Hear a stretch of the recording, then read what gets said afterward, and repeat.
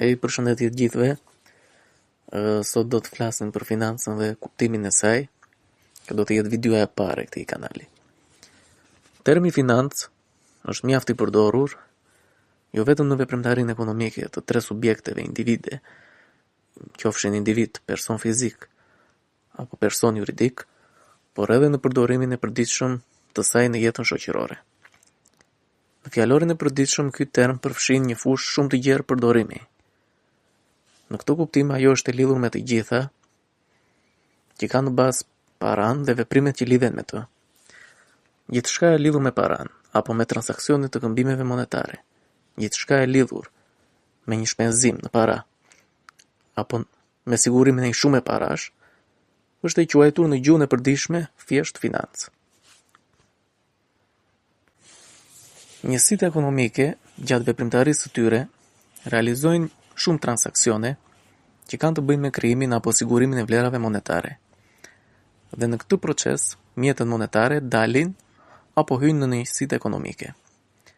Lëvizja e vlerave të këtyre mjeteve monetare në njësitë ekonomike përbën atë që në shkencën e financës njihen si flukse monetare.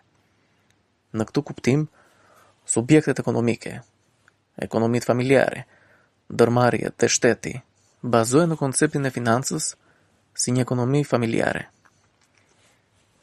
Ekonomitë familjare bazohen në konceptin e financës, e cila siguron të ardhura monetare në formën e pagës, nga puna e pjesëtarëve të familjes, nga pensionet, nga interesat për depozitat e ndryshme, nga renta, nga qirat, apo edhe nga të ardhurat të tjera monetare.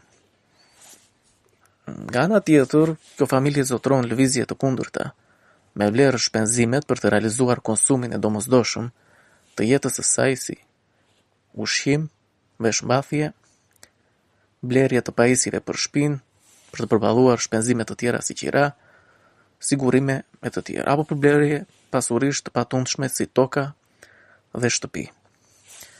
Pra, një ekonomi familjare realizon një qarkullim të hyrjes dhe flukseve dalëse monetare.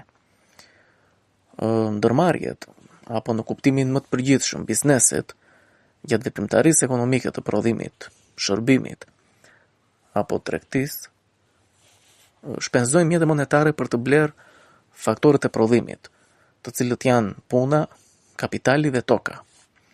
Njëkohësisht, ata realizojnë të ardhura nga shitja e produkteve dhe shërbimeve të prodhuara. Këto rrjedha monetare pasurohen në aspektin financiar dhe përbëjnë një proces të vazhdueshëm. Pra, në këndvështrimin ekonomik të krijimit të vlerave monetare në një njësi ekonomike, shkenca e financës është një disiplinë ekonomike që studion procesin e krijimit dhe përdorimit të mjeteve monetare. Në këto njësi ekonomike dhe marrëdhëniet që lindin nga realizimi i tyre flukseve monetare. Bizneset dhe shteti në këto vendime që lidhen me menaxhimin sa më të mirë të këtyre flukseve monetare, si dhe në përmirësimin e përdorimit të mjeteve monetare për arritjen e qëllimeve dhe objektivave të tyre, të cilat objektivat kryesore kanë rritjen e prodhimit me sa më pak shpenzime, maksimizimin e të ardhurave dhe maksimizimin e të ardhurave krahas minimizimit të shpenzimeve. Pra, shikojmë se kjo, financa, ka si objekt menaxhimin e flukseve të paras gjatë veprimtarisë ekonomike të njësive ekonomike. Financa si shkencë vrepon më gjerë se kaq. Ajo merret edhe me menaxhimin e formave të tjera të pasurisë, që nuk janë në formë monetare, por që përmes tregut shndërrohen në vlera monetare. Këto përfshin të gjitha pasuritë, të cilët mund të përdoren në proceset e prodhimit, si tokë, ndërtesa, makina e të tjerë. Financa është shkenca e menaxhimit të vlerave monetare dhe pasurore, të njësive ekonomike, ekonomisë familjare, biznesit dhe shtetit. Këto marrëdhënie përfshin të gjithë procesin që lidhen me krijimin, përdorimin, administrimin dhe transferimin e parave midis individësh, bizneseve, institucioneve financiare dhe qeverive, apo në marrëdhënie me njëra tjetrën. Mund të themi që financa është pjesë themelore e jetës, është e rëndësishme që të kuptojmë ndikimin e saj në jetën ekonomike dhe sociale. Ku merr një vendim financiar, çdo njeri duhet marrë parasysh qëndrimin bazuar në informacion, në mënyrë që të arrijë qëllimin e tij parsor të financës, që është maksimizimi i vlerës.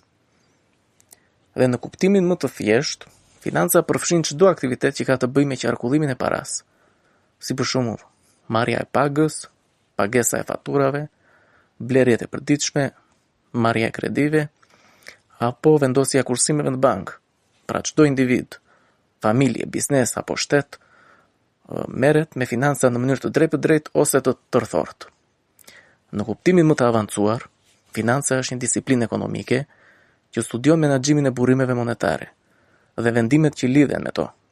Ajo analizon se si individët dhe institucionet marrin vendime për përdorimin më efikas të parave, duke synuar arritjen e objektivave të tyre ekonomike, si rritja e të ardhurave, ulja e shpenzimeve dhe rritja e pasurisë.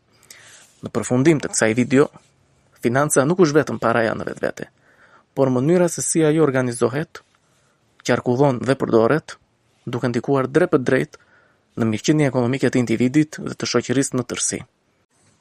Kjo ishte për sot, dhe gjatë ditëve në vazhdim do të flasim edhe për tema të tjera rreth ekonomisë.